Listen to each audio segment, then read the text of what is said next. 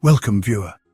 Let me take you back to 1509, a time when England was rich, peaceful, and absolutely convinced that marrying your dead brother's wife was a great way to start a reign. Yes, today we dive into the early days of Henry VIII, the man, the myth, the cholesterol problem waiting to happen.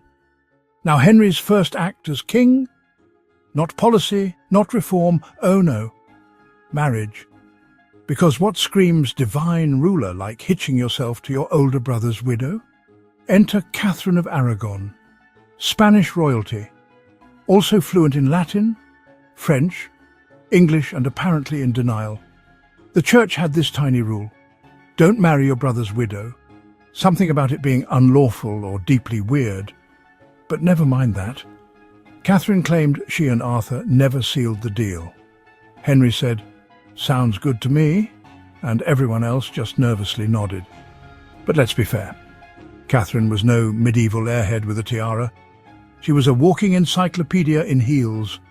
Erasmus, the humanist rock star, called her a rare advocate of learning, while also subtly implying she was more intelligent than her husband, which frankly wasn't difficult. She spent her evenings reading scripture, while other noble women gambled and gossiped. I mean, you'd think she was auditioning to be a saint, not the Queen of England. She even corrected Erasmus himself. That's like telling Einstein he's carrying the two wrong. While Catherine's letters were compared to Cicero, Henry's greatest written contribution at this point was poetry. Yes, the same man who'd one day leave Europe soaked in Protestant blood was busy scribbling down, "As the holly groweth green." I wish I was joking, but oh, they were in love. Or at least Henry thought he was, which for a Tudor monarch was roughly as stable as a house made of blancmange. He wrote things like, "I am yours, Henry R. forever," which in royal language meant "until you stop producing sons."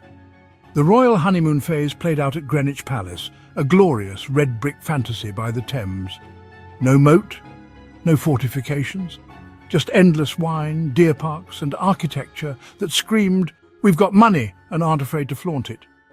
It was also, amusingly, one of the first palaces built like a home rather than a castle. Which makes sense because nothing says domestic bliss like preparing for a dynasty built on dynastic collapse.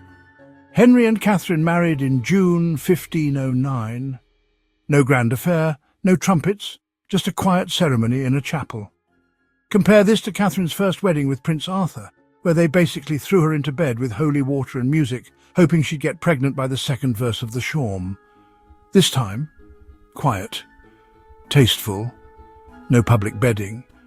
It's almost like they were trying to pretend the first wedding didn't happen because, legally speaking, that was very convenient.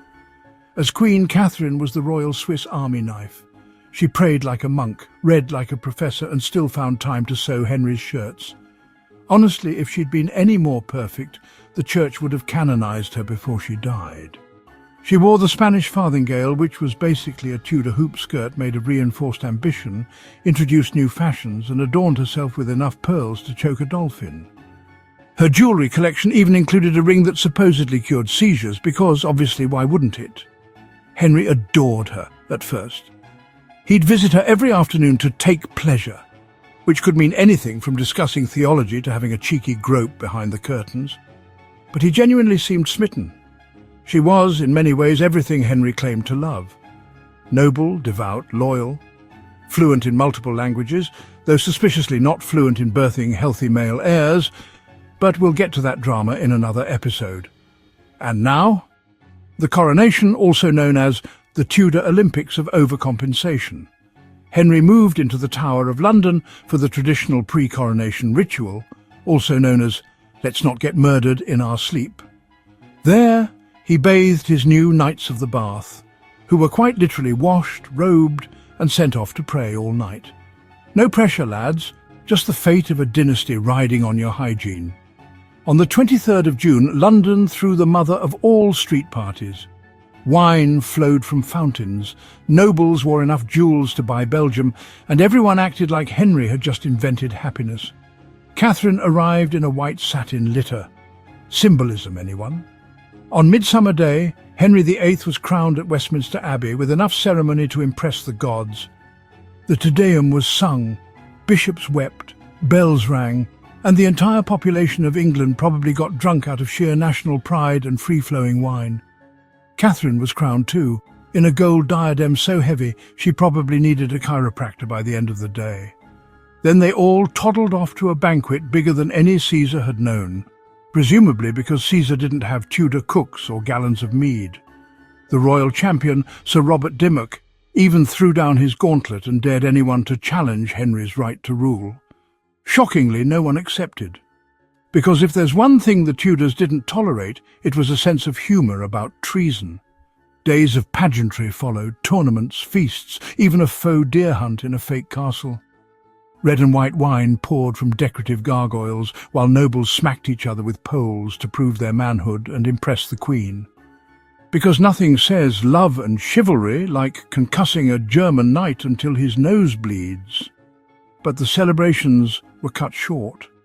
On the 29th of June, Margaret Beaufort, Henry's grandmother and the original puppet master behind the Tudor rise, died.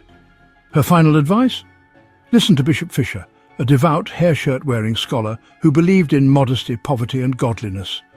Naturally, Henry ignored all of that, and 6 wives, a religious reformation, and several beheadings later, we can see how well he took that advice. So, viewer, what did we learn today? That marrying your dead brother's wife is a great way to start a dynasty if you're into irony. That Tudor romance begins with poetry and ends with policy. And that no matter how rich, educated and adored you are, if you don't pop out a son, your days are numbered. Comment below if you found any Easter eggs. Until next time, and if you haven't already, remember to follow for more history drenched in sarcasm and dread.